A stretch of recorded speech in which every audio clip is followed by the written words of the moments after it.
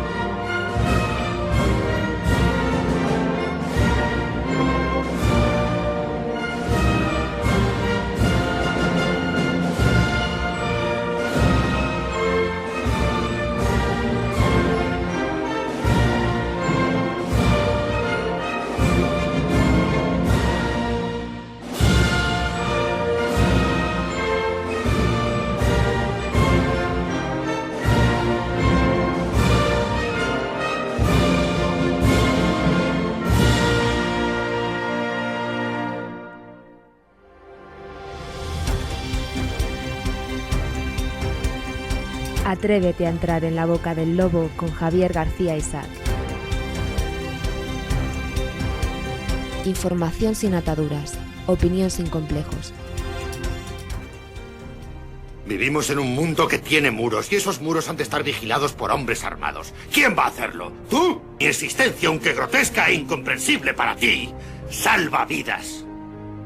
Tú no quieres la verdad porque en zonas de tu interior de las que no charlas con los amiguetes, me quieres en ese muro, me necesitas en ese muro. Nosotros usamos palabras como honor, código, lealtad.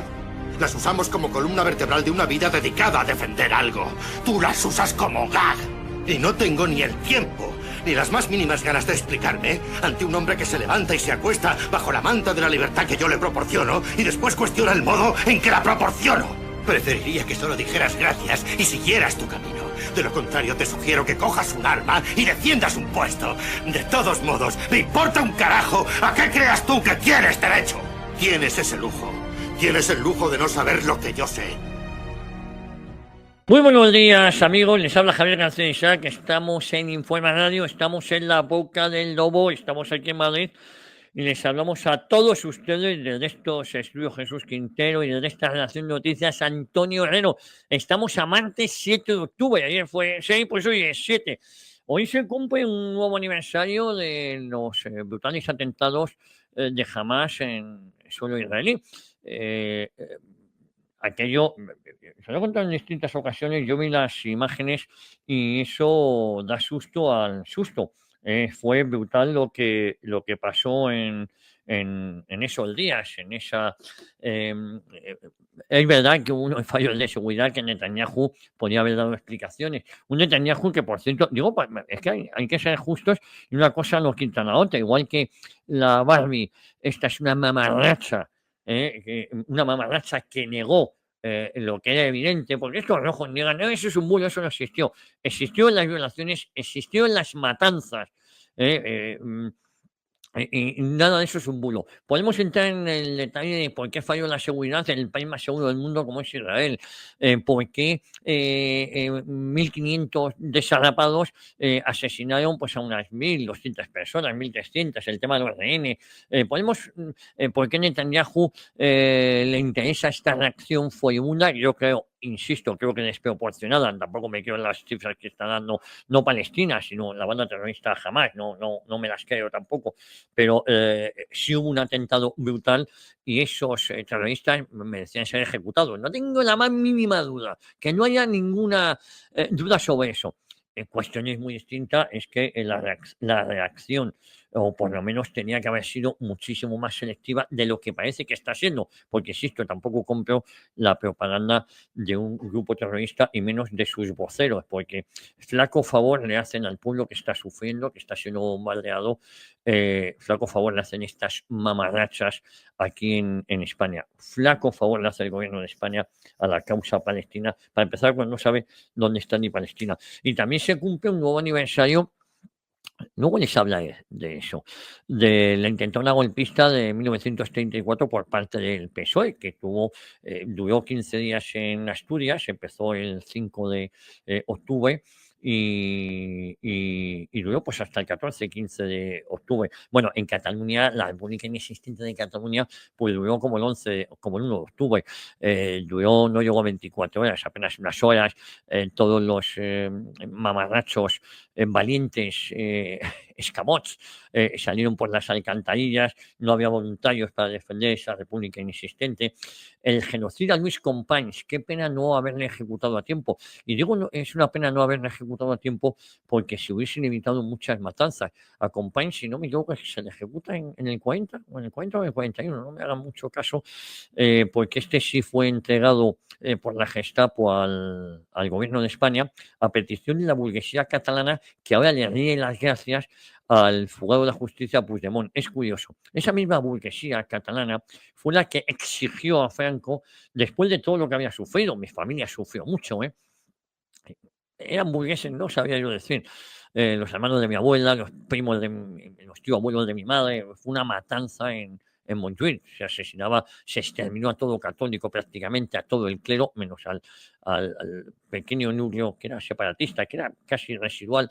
Fue una auténtica salvajada lo que ahí pasó en Montjuïc, bajo la presidencia de Luis Companys, que nos quede claro, se asesinó más que en Paracuellos del Jarama, fíjense, con Carrillo, que estaba a las órdenes del PSOE, que también se nos olvida, es el comunista Carrillo. Comunista Carrillo, cuando hizo esto, era la unificación, era comunista y socialista, había unificado a las juventudes de ambas bandas de delincuentes, las del Partido Comunista y las del Partido Socialista, pero sin duda la mayor responsabilidad la tenía el PSOE, igual que el PSOE fue el que, una vez que es detenido Luis Companys, luego se le conmutó y se le indultó y el Frente Popular, después de las elecciones fraudulentas del 36, le repuso en su puesto de presidente de la Generalidad.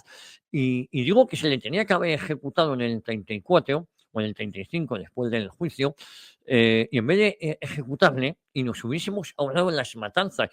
Se habla siempre de entre 8 y 10.000 muertos. Los últimos estudios de César Alcalá hablan ya entre 13 y 14.000 asesinados bajo la presidencia de Luis Companys, la mayoría de ellas en Montjuïc. Y es curioso porque Luis Companys, donde él mandaba asesinar, que es en Montjuïc, resulta que él tiene ahora un monolito, tiene una avenida que recuerda su nombre y porque fue fusilado ahí. Pero fue fusilado ahí porque precisamente ahí es donde él mandaba a ejecutar y asesinar. Es decir, y han quitado todos los reconocimientos a las víctimas de las que ahí fueron asesinados y en cambio solo guardan el del asesino, que era Luis Companys. ¿Qué errores hemos cometido? Y el problema es que no hemos consentido, porque el Partido Popular, que es quien tenía poder en ese momento, ya vamos dando una batalla cultural desde muchos ámbitos, laboral, comunicativo, cuando me he dedicado a esto, político, cuando he tenido alguna que otra responsabilidad, pero aquellos que podían haberlo hecho parlamentariamente hablando, que tenía mucha más repercusión, no lo han querido hacer, no lo ha hecho el Partido Popular, que se convirtió en cómplice de todo esto. Tanto es así que vemos con naturalidad que haya un estadio olímpico que lleve el nombre de un genocida, como es el Luis Companys. Bueno, se cumple un nuevo aniversario, 5 de octubre del 34, en ese intento golpista, y digo que la burguesía catalana le pide a Franco que vuelva. Y saben que en el país ocupado, lo recuerdo en mi libro, La historia criminal del Partido Socialista, este mes, si todo va bien, la segunda parte, más que segunda parte, es la continuación, no es una segunda parte, es una continuación. Y habrá que seguir escribiendo más y más y más, a no ser que ilegalicemos a esta organización con ese pasado terrorista criminal, porque el PSOE ha asesinado más que ETA. Pero les comentaba que Franco, que quería la reconciliación de verdad, más de 35.000 cadenas de muerte, sentencias a muerte, la pena capital, conmutó. Franco salvó vidas y posiblemente salvó vidas de asesinos.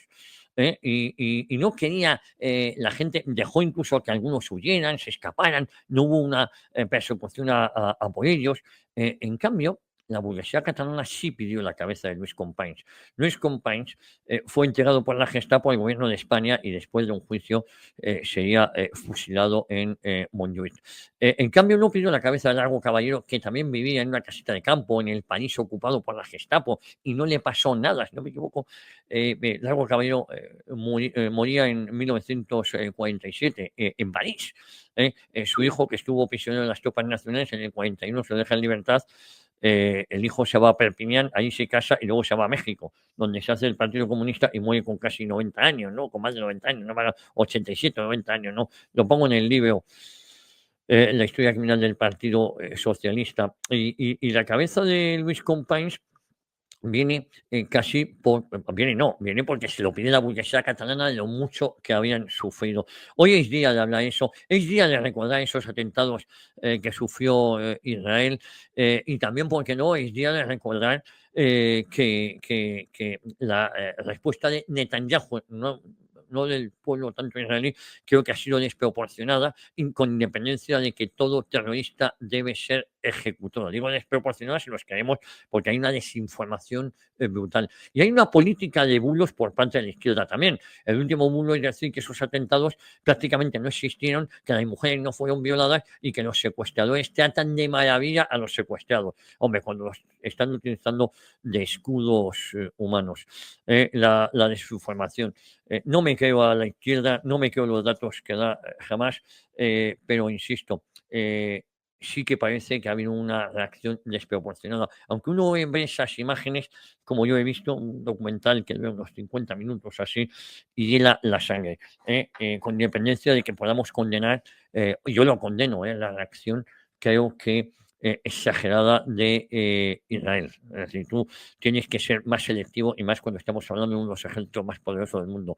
El resto, flaco favor hacen a la causa palestina, aquel que crea en ella, flaco favor, porque si son estas mamarrachas como la bisexual Ada Colau o la Hannah esta o la Barbie y tal, lo llevan claro. Bueno, luego les hablaré de esa intentona golpista, de ese golpe de Estado que dio el PSOE en 1934 y que fue el inicio de la Guerra Civil Española. No lo olvidemos. La Guerra Civil Española la comienza el PSOE.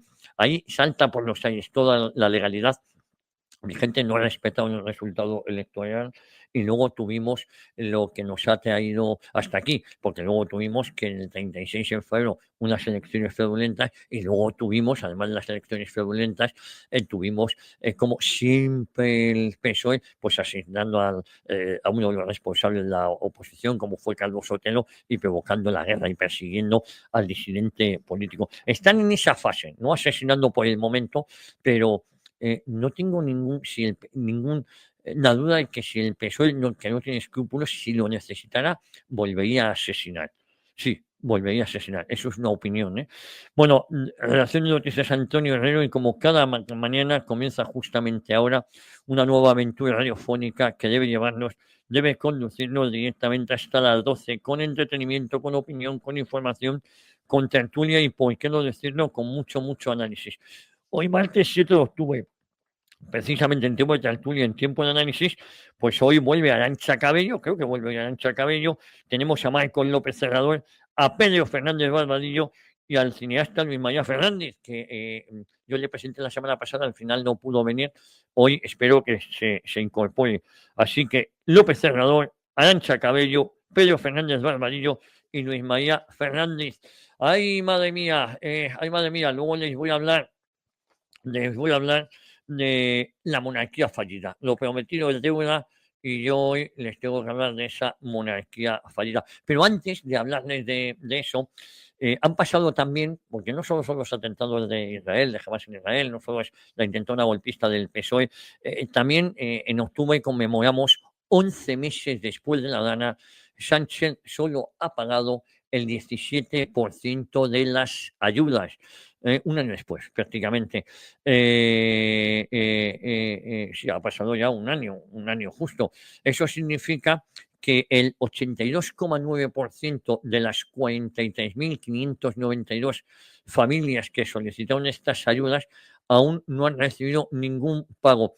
El gobierno de España, como pretende con la feladora mediática de la Santa Olaya, la come nabo, según ella, que hasta 3 nabos se pueden comer, mira que es vegetariano, le da mucha fruta en la boca. Eso está bien, hombre, pero cómetelo de uno en uno, pero 3 nabos directamente, pues te vas a empachar. Resulta que hablaba de los 200 muertos, se hablaba de los 7.000 muertos en Madrid, en las residencias de ancianos, y culpaba al gobierno del Partido Popular de una u otra comunidad. Hombre, según las cifras oficiales, por la pandemia, pues, según vuestras cifras oficiales, son 150.000 muertos. Todos lo hicieron mal, pero el gobierno más criminal y corrupto fue el central, que lo permitió todo. Los gobiernos autonómicos, como son tontos, querían yo las competencias y lo hicieron rematadamente mal. Pero no llegaron al grado de maldad, ni de estulticia, ni de negocio al que llegó el Partido Socialista, al que llegó el Gobierno de España y al que llegó Pedro Sánchez. Que a Santa Olalla, la Comenavos, se le olvida este asunto. Bueno, insisto que un año después, casi un año después, el 29 de octubre, el Gobierno, pues se cumplirá un año, solo ha abonado ayudas directas a un 17,1% de las familias. Hasta la fecha, 7.497 familias han recibido las ayudas, por un total de 124 millones de euros, según datos oficiales. La deuda del Ejecutivo con las 36.000 familias restantes se eleva a unos 600 millones de euros, calculando por ayuda media. Son criminales porque no les interesa ayudar, porque de esta manera, reteniendo las ayudas, le echan la culpa al gobierno de Mazón, que también tiene culpa en lo suyo. Y mientras, el volcán de La Palma, que se nos ha olvidado, 3-4 años hace de aquello, siguen viviendo en barracones, ya no interesa. ¿Se acuerdan ustedes que el presidente iba ahí con los palmeros y le iban aplaudiendo? Nunca mejor dicho, palmeros y palmeras, los que le acompañaban, no la gente que vive allí. Cada familia había recibido hasta ahora 16.538 de media en concepto de ayuda para vivienda y en seres dañados, pero hay gente que no ha recibido nada. En ayudas para vehículos, el gobierno no aplicó un IVA cero retroactivo para coches destruidos por la Dana. Hasta en eso son malos. Igual que nos metieron el IVA en las mascarillas que no servían para nada más que para que ellos hicieran negocios. Esto implica que la ayuda para reemplazar un vehículo puede ser menor o igual al IVA del nuevo coche, si es que son absolutamente criminales. A lo largo de estos días les iremos contando esa gestión pésima que hace el gobierno en todo lo que toca. Un año se cumple ya a final de este mes de lo de la Dana y la gran mayoría de las familias siguen sin recibir las ayudas que el gobierno había prometido.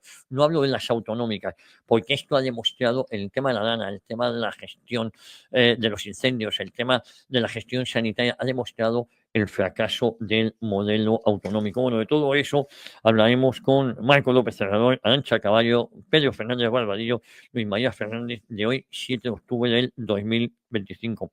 Hablaremos de economía, será con nuestro amigo José Luis Barceló y submundofinanciero.com.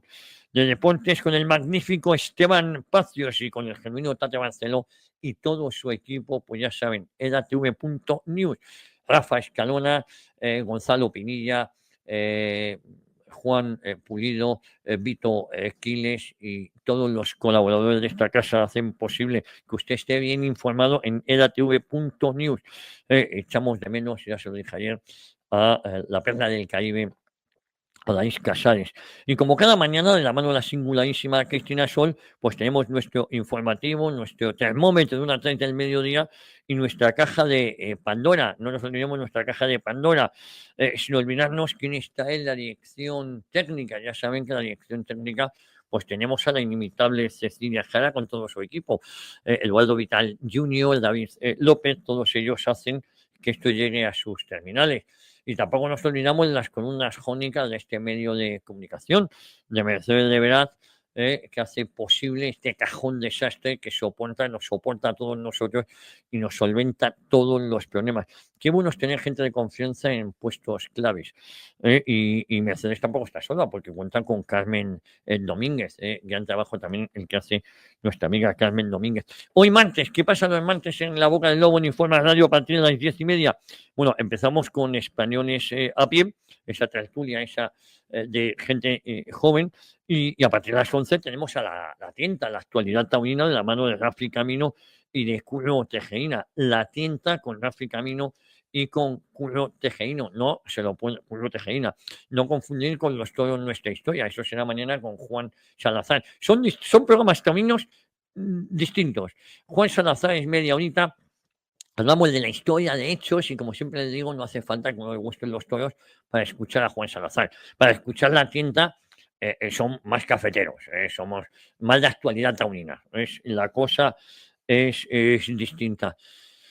Miren ustedes, lo prometido es deuda. Yo sé que me meto en unos charcos les había prometido hablar sobre la monarquía. Yo este domingo en LATV.news escribí sobre la monarquía fallida, lo que supuso la ilusión y el cambio a la decepción.